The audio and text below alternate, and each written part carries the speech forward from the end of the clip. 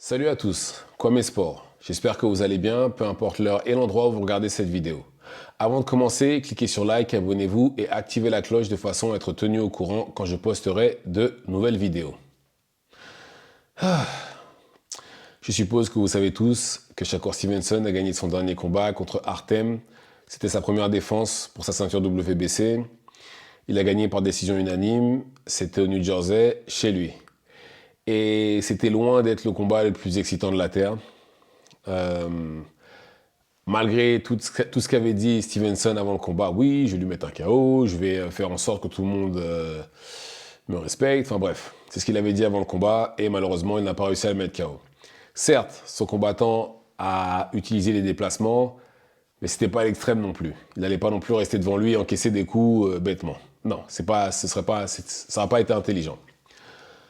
Et pour vous donner un ordre d'idée du niveau d'excitement, de spectacle qu'il y avait à l'intérieur du ring, à partir du 10e round, les spectateurs commençaient à partir.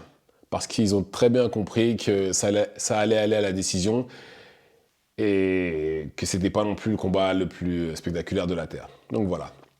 Mais, malgré ça, beaucoup de journalistes, ou même le public tout court, voient Shakur comme le plus fort de la catégorie, comme le meilleur. Le numéro 1, pour beaucoup, c'est lui. Maintenant, ma question c'est, est-ce qu'on peut être le numéro 1 sans être spectaculaire? Bien entendu, il faut être spectaculaire et gagner. Spectaculaire et perdre, c'est ridicule, ça sert à rien. Dans ce cas-là, oui, mieux vaut être moins spectaculaire. Mais est-ce qu'on peut vraiment être le numéro 1 le plus fort sans nécessairement être spectaculaire? Parce que c'est vraiment une critique qui revient beaucoup quand on parle de Shakur Stevenson. À l'inverse, Tank, lui, est spectaculaire. Parce qu'il met KO tout le monde. Mais par contre, quand vous regardez qui l'a combattu, ça ne se vaut pas. Surtout à l'âge qu'il a. C'est pas, les deux ne vont pas ensemble, en fait.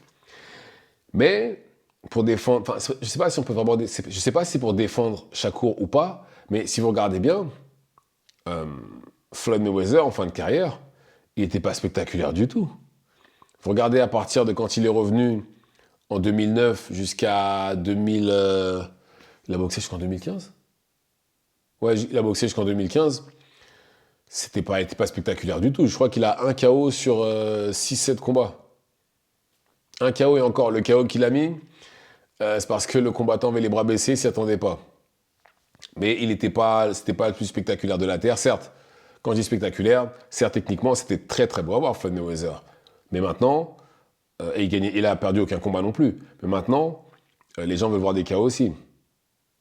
Et Floyd, quand il est revenu en 2009, il prenait zéro risque. Il a pris zéro risque.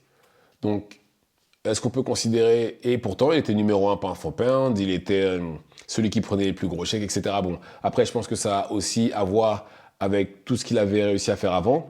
Mais, quand même, il était numéro 1 et pourtant, c'était pas le plus spectaculaire. Le plus spectaculaire, c'était pas KO, clairement. Mais voilà, c'était pas lui le numéro 1 parce qu'il a ramassé des défaites. Et il a notamment perdu contre Floyd. Donc c'est justifié qu'il soit deuxième, que ce soit lui le deuxième. Et pour en revenir à Shakur Stevenson, je sais même pas si battre Tank serait suffisant pour que les gens ne le voient plus comme quelqu'un de spectaculaire. Pourquoi? Parce que déjà, je m'attends pas à ce qu'il fasse quelque chose de spectaculaire contre Tank. Contre Tank, il va forcément utiliser des déplacements.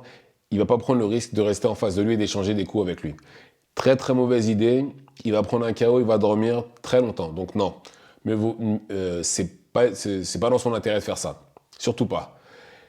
Et aussi, c'est un style qui lui va. Ce style-là. Il boxe comme ça depuis je sais pas combien de temps, et ça m'étonnerait qu'il le change maintenant. Surtout qu'il a dit plusieurs fois que, par exemple, on lui avait posé la question, qu'est-ce qu'il aurait fait à la place de Devin Haney quand il a vu que voilà, le crochet gauche de Garcia était vraiment trop puissant pour lui. Il a clairement dit, les fans vont se faire et moi, le but, c'est de repartir d'ici avec une victoire. Donc clairement, lui, ce qu'il aurait fait, c'est qu'il aurait fait en sorte de pourrir le combat, il aurait clinché, il aurait utilisé beaucoup de déplacements, il aurait boxé sûrement que en contre, Et c'est pas ce que les gens veulent voir. C'est pas ce que les gens veulent voir. Et même là apparemment, Top Rank voulait le re-signer, l'a refusé pour voir ce que ça donnerait en tant qu'agent libre. Certes, il va gagner plus d'argent, mais après, maintenant qu'il est plus chez Top Rank, ça va être plutôt compliqué pour lui de trouver des combats, puisque il est beaucoup plus fort que la moyenne, et il n'est pas excitant, et c'est pas sûr d'avoir un gros chèque avec lui.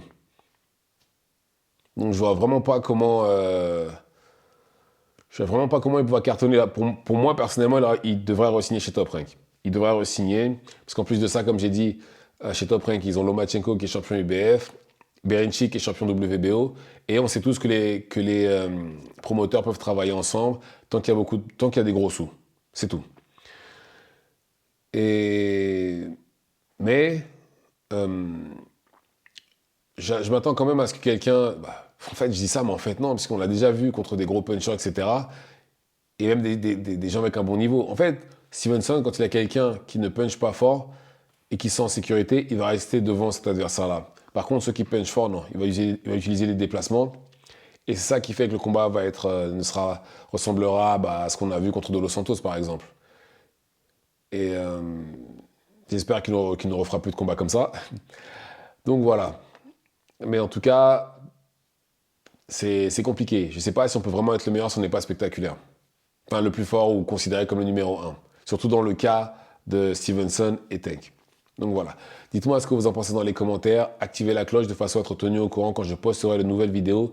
Et c'est tout pour moi. Ciao, ciao.